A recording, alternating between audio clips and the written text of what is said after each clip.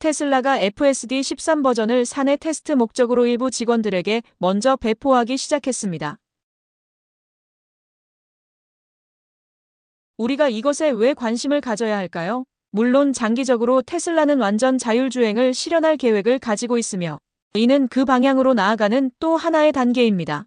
그러나 사실 이것은 매우 중요한 단계인데요. 그 이유는 이번 버전이 로보택시 네트워크 출시 계획의 기반이기 때문입니다.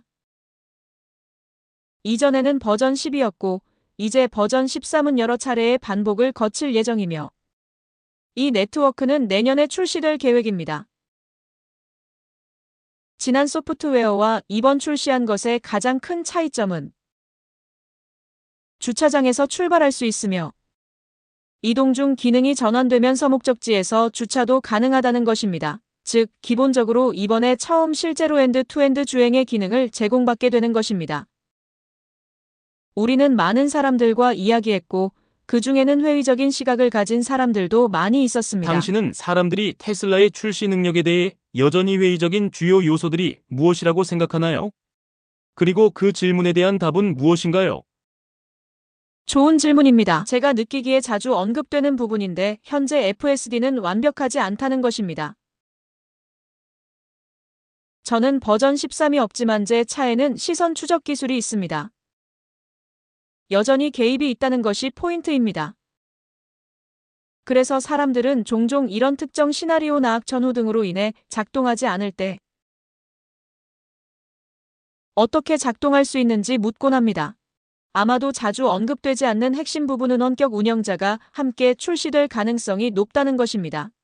웨이모도 그렇고 크루즈도 그랬죠. 따라서 출시할 때 완벽할 필요는 없습니다. 필요할 때 이 원격 운영자 시스템에서 서브할 수 있을 정도로 성능이 좋으면 됩니다. 물론 그렇게 하면 할수록 더 복잡해지고 비용도 더 많이 들겠죠. 그래서 그들은 아마도 원격 운영자가 자동차를 돕는 시간을 줄이고 싶어 할 것입니다. 로보택시 비즈니스를 지원하는 데 필요한 인프라는 어떤 것이 있을까요? 충전이 그중 하나 또는 일부가 될 수 있습니다. 그리고 데모 영상에서 로봇이 차를 청소하는 모습도 보여줬던 것 같아요. 특히 새로운 유형의 충전을 하고 있기 때문에 충전이 더 큰 장애물처럼 느껴집니다. 로보택시 네트워크 출시의 점을 어떻게 고려하고 있나요? 무선 충전에 대해 많이 이야기했으니 샘의 생각을 들어보고 싶은데요. 테슬라는 사이버캡 이벤트에서 무선 충전 기능을 공개했습니다. 향후 이 서비스의 규모를 고려할 때 사람이 필요 없이 자동차가 자율적으로 패드 위를 주행하며 완충하는 방식이 합리적일 것 같습니다. 그리고 그들이 공개한 사양을 보면 비록 로보택시 서비스를 위해 직접 차에 타서 체험하지는 않겠지만 꽤 인상적인 경험이 될 것 같다는 생각이 들었습니다. 하지만 처음에는 현재 가지고 있는 인프라를 활용할 것 같습니다. 그래서 앞으로는 사람이 차를 충전하고 청소하고 미래에는 옵티머스가 그중 일부 작업을 하지 않을까 예상합니다. 하지만 하나의 도시에 출시하는데 그럴 필요가 있을까요? 아마 아닐 것입니다. 테슬라 완전 자율주행 출시 2개의 도시가 있는데 어디인가요? 텍사스와 캘리포니아에서 출시할 예정이라고 합니다.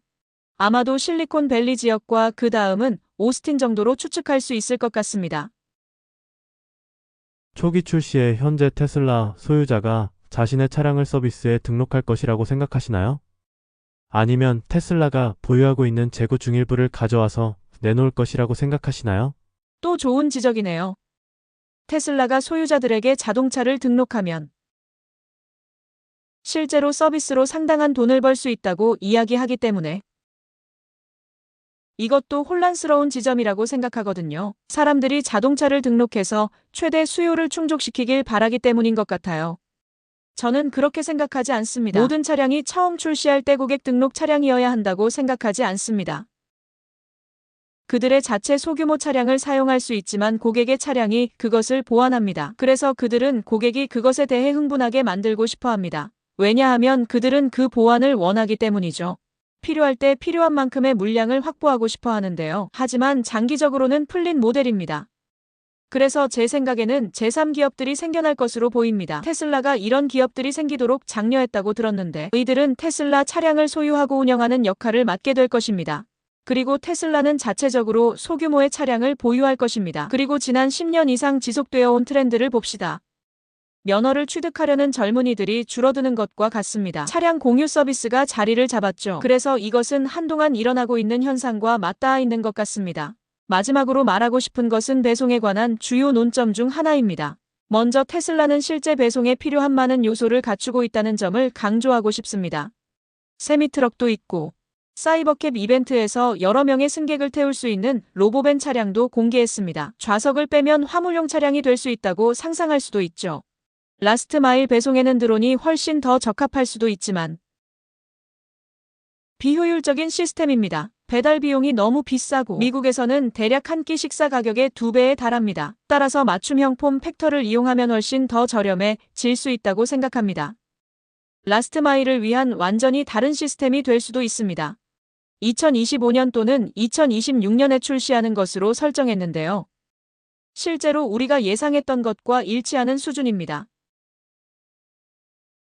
자율주행 업체들의 진짜 문제는 출시 이후 어느 정도 규모에 도달할 수 있느냐는 것입니다. 다시 한번 말씀드리자면 데이터, 제조업체 우위, 웨이모와 비교했을 때 테슬라가 가진 규모에서 볼 수 있는 흥미로운 부분이 바로 이런 점이라고 생각합니다.